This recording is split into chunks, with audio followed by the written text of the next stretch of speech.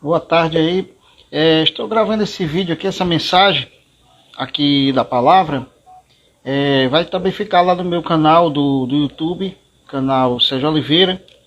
E estou gravando aqui pelo Instagram, aqui pelo meu canal Sérgio Oliveira TV. Então, todos vocês aí que estão entrando aí na live aí, nessa live, vamos aí escutar um pouco da palavra de Deus, ouvir um pouco da palavra de Deus hoje nesse sábado, agora nesse horário, né? Esse horário são agora 13 horas e 20 minutos, então você que já almoçou, você que já ainda vai almoçar, que nem eu, ainda vai almoçar, né? Vamos aí escutar um pouco da palavra de Deus, porque a palavra de Deus diz que nem só de pão viverá o homem, mas de toda palavra que sai da boca de Deus, tá certo? Então aqui, esse meu canal aqui do Instagram é um canal onde eu posto mensagens bíblicas, né? Mensagens da palavra de Deus. Eu tenho também meus outros canais, que são meus canais de trabalho, meus canais que eu posto minhas artes. E nesse canal aqui eu posto mensagem bíblica, mensagem da palavra. Graças a Deus. Tá certo? Então, o texto base aqui que eu vou ler está aqui no livro de Hebreus. Coloquei até aí também, né, no texto, né, o livro de Hebreus, no capítulo 10, do verso 19 ao verso 25. Então vamos falar um pouco da palavra, explicar um pouco aqui, o que a palavra nos diz. Não eu, né, eu não sei de nada, mas a palavra sabe tudo. A palavra é Jesus Cristo. Jesus Cristo disse: eu sou o caminho, a verdade e a vida. Ninguém vem ao Pai senão por mim, né? Então eu não prego religião, eu prego a palavra. Apesar de eu me congregar numa igreja, mas eu convido, né? Posso convidar você, sua família, para ir um dia, quem sabe, estar lá conosco, será um prazer, todos serão bem-vindos. Mas eu prego a palavra, né? Eu indico para você procurar viver e cumprir a palavra, porque a palavra, Jesus Cristo disse, né? Na verdade, o corpo está preparado, mas quer dizer, o espírito está preparado, mas a carne é fraca, né? Então, nós devemos seguir a palavra. Mas a palavra com o espírito, ela faz o que? A presença de Deus, ela faz a revelação de Deus. Então, que essa palavra que eu vou ler, né, que possa revelar algo no seu coração, possa revelar algo a você, tá certo? E vai ficar gravado também esse vídeo, estou fazendo também para ficar gravado, que eu vou postar também lá no meu canal, no meu outro canal. Tá certo? Para que chegue essa palavra também a outros corações, como tem outros vídeos meus lá também, tá certo? Então a palavra de Deus aqui no livro de Hebreus, ela fala o seguinte, ó. Ela fala daqueles irmãos, né? Aqueles irmãos da primeira igreja, quando o Senhor Jesus Cristo fundou o cristianismo, ali depois da sua morte, da sua ressurreição, que ele chamou os apóstolos, depois aqueles apóstolos chamaram outros apóstolos, né? Eles eram da religião chamada judaísmo. O que era o judaísmo? O judaísmo era a religião a qual o Senhor Jesus e os apóstolos, os discípulos praticavam, que era a lei e os profetas. Porque toda a lei e o profeta, ali, elas apontavam para Jesus, né? Eles faziam o sacrifício de cordeiro, tinha o sacrifício que a religião deles pedia. Na verdade, essa religião começou com Adão, de Adão passou para os seus filhos, passou para Noé, e de Noé passou para todos nós, né? De Noé passou para todos aqueles que buscam a adoração do Deus único e verdadeiro, a adoração do Deus Pai, Deus Filho, que é o Filho de Deus, e o Deus Espírito Santo, que é o próprio Deus em Espírito. Porque você sabe que Deus mandou Jesus Cristo. Jesus Cristo é o Filho de Deus, para nos salvar dos seus pecados, dos nossos pecados. E Jesus Cristo, quando subiu aos céus, mandou o Espírito Santo. Na verdade, o Espírito Santo já estava aqui, mas mandou, que ele diz, na função da dispensação do Espírito. O que é a dispensação do Espírito? É que hoje o Espírito Deus está presente na forma de Espírito, né? Ele não está mais presente na forma carnal de Filho. Ele está presente agora na forma de Espírito, ou seja, o Espírito Santo. Tanto é que você sente a presença do Espírito Santo. Você sente a presença do Espírito Santo no seu coração. Você sente a presença do Espírito Santo em alguém. Você sente a presença do Espírito Santo em um testemunho, em um milagre. E você sente a presença do Espírito Santo numa mensagem.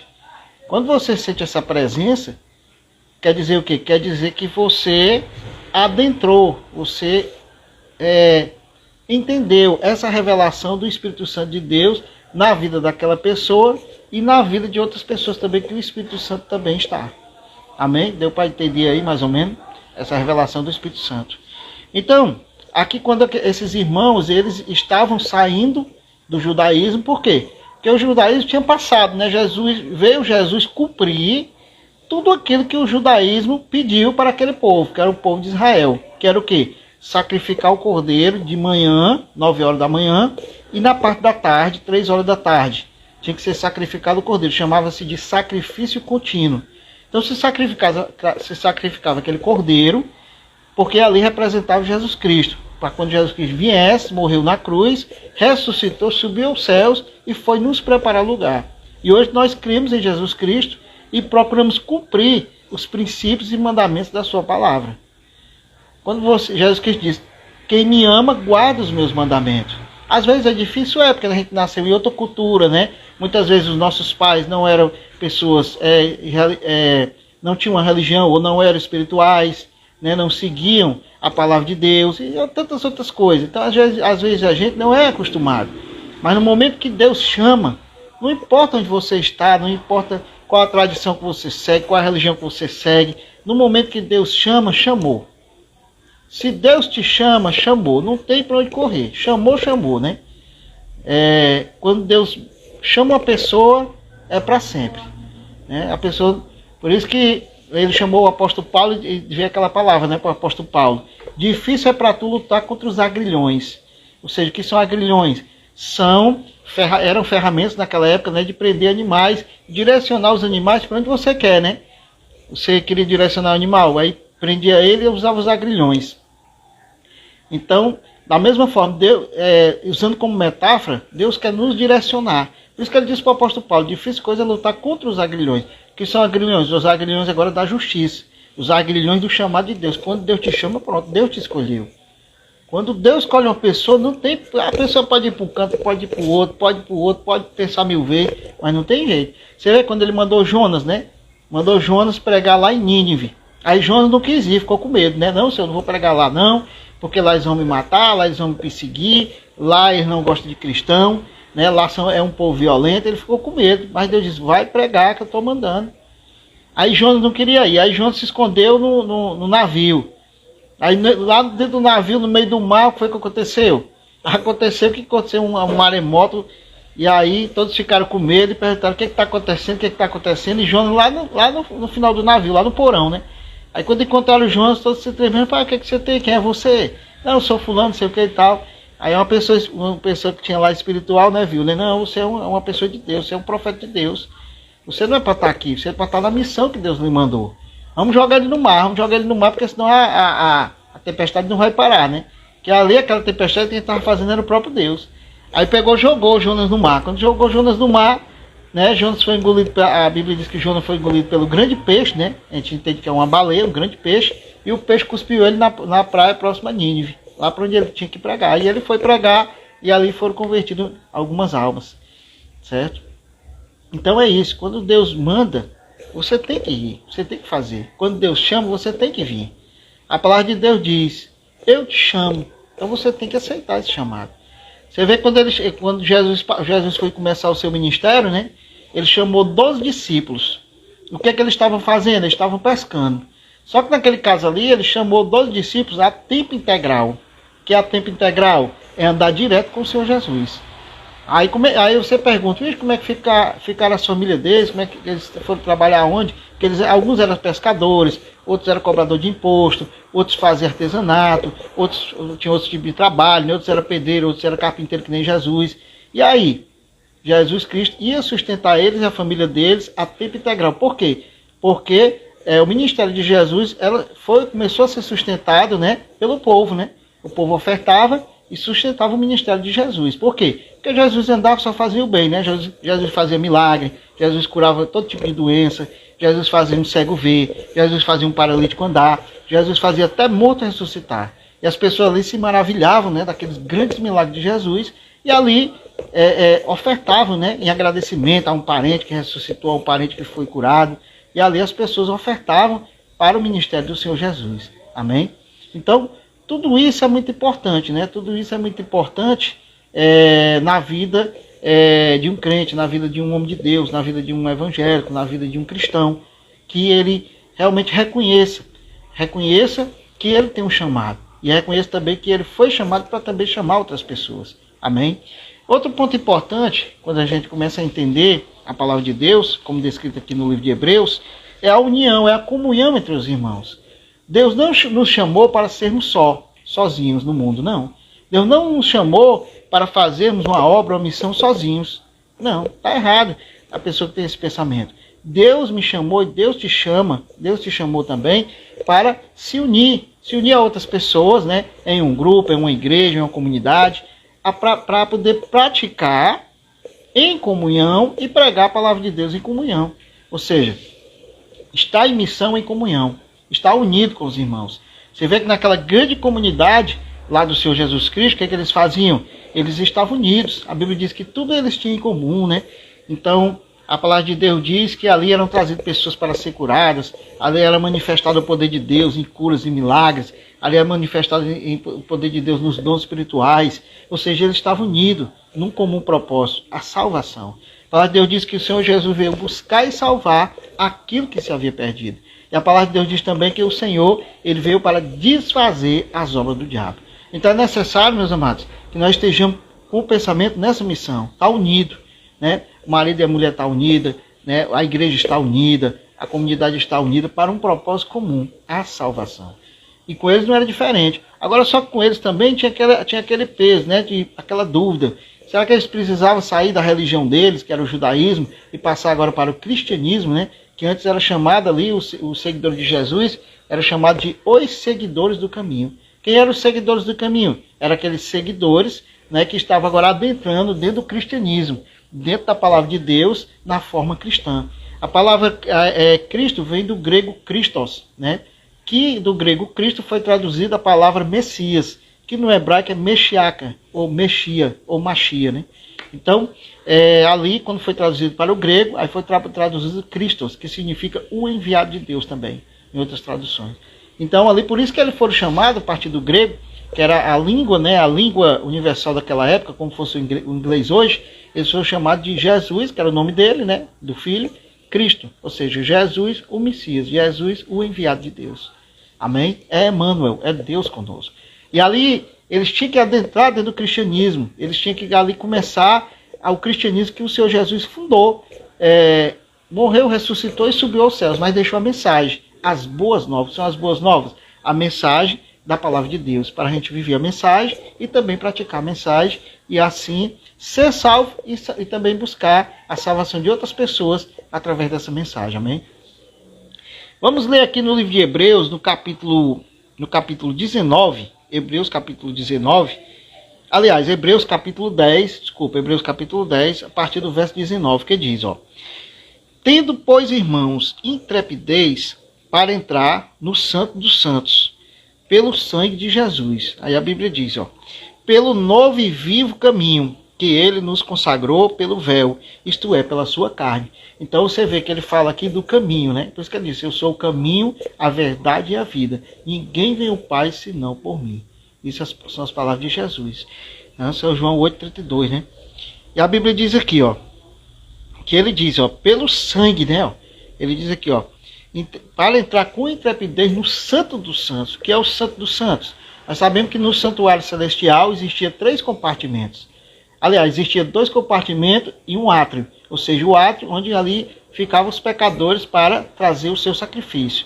No primeiro, na verdade, chama de 3 compartimentos, né? Porque já está dentro do santuário. Então ali, o primeiro compartimento, onde os pecadores ficavam trazendo o seu sacrifício e entregava ao sacerdote. O sacerdote, por sua vez, levava esse sacrifício para o lugar santo do santuário, que era onde era aspergido o sangue, né? Onde era feito todo o trabalho de sacrifício ali do santuário.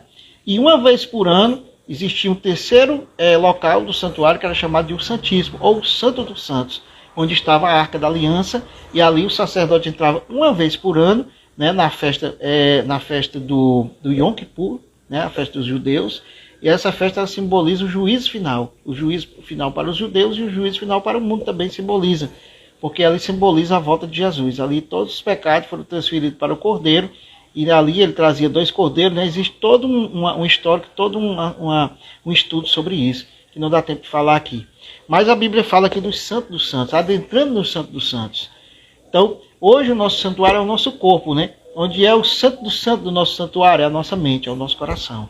É o santo dos santos. Né? A parte interna é a parte chamada de santo, que é o nosso corpo. Né? E a parte externa é onde eu me movimento, é onde eu faço as minhas coisas, é onde eu faço a minha ação.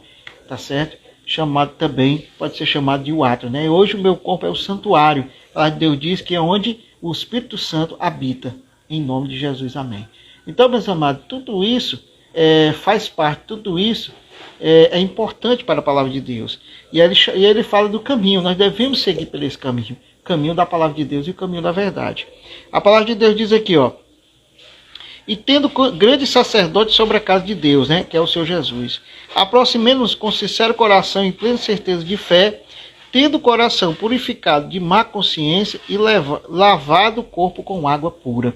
Por isso que ele falou para a mulher de Samaria, né, mulher, se tu soubesse que eu sou, né, você me pediria água. Ela que pediria água ao Senhor Jesus, não era o Senhor que Jesus que pedia água a ela. Né, mas o Senhor deu uma oportunidade para ela. Mulher, me dá água física, né? Mas o Senhor Jesus ia dar ela o que? A água espiritual. Jesus pediu água porque o corpo dele físico era um corpo igual ao nosso. Então sentia sede. Ele pediu água a ela, mas ele, pelas palavras dele, pelo Espírito, tinha as palavras da vida eterna, né? Que jorrava do ventre. Se ela adquirisse aquela água, que era a palavra e o caminho, né? E adentrasse com a sua mente dentro daquela palavra, usasse o livre-arbítrio para adentrar dentro daquela palavra, o que ia acontecer? Do ventre dele ia jorrar palavra para a vida eterna, água para a vida eterna. Amém? Glória a Deus. A Bíblia diz aqui no verso 23, ó. Guardemos firme a confissão da esperança, sem vacilar, pois quem fez a promessa é fiel. Amém? Então eu e você aceitamos a Jesus como o único e legítimo Salvador. Então se nós aceitamos a Jesus como o único e legítimo Salvador, guardemos firme essa grande esperança, sem vacilar. O que é sem vacilar? É sem você ir para outros caminhos, né? Sem você ir nem para a direita nem para a esquerda, mas seguir firme em frente no caminho da verdade, no caminho do Senhor Jesus. Essa é a grande verdade. Essa é a grande verdade que eu tenho que percorrer até Jesus voltar, ou até eu morrer, ou a pessoa morrer, né? Mas até lá você tem que seguir firme. Enquanto você viver, você tem que seguir firme nesse caminho, sem vacilar. Não pode vacilar. Se vacilar, acontecer de vacilar, volta para o caminho de novo. Pede perdão a Deus, Senhor me perdoa, Senhor me dá força, Espírito Santo de Deus me dá força para vencer as tentações, as tribulações, as dificuldades e me dá força para me seguir firme nesse caminho até o fim. Vai aparecer luta? Vai aparecer coisas que vão lhe tirar do sério, que lhe tirar do caminho, aí você vai pedir força ao Espírito Santo de Deus, o Espírito Santo de Deus vai te dar força e você vai continuar nesse caminho por excelência, amém?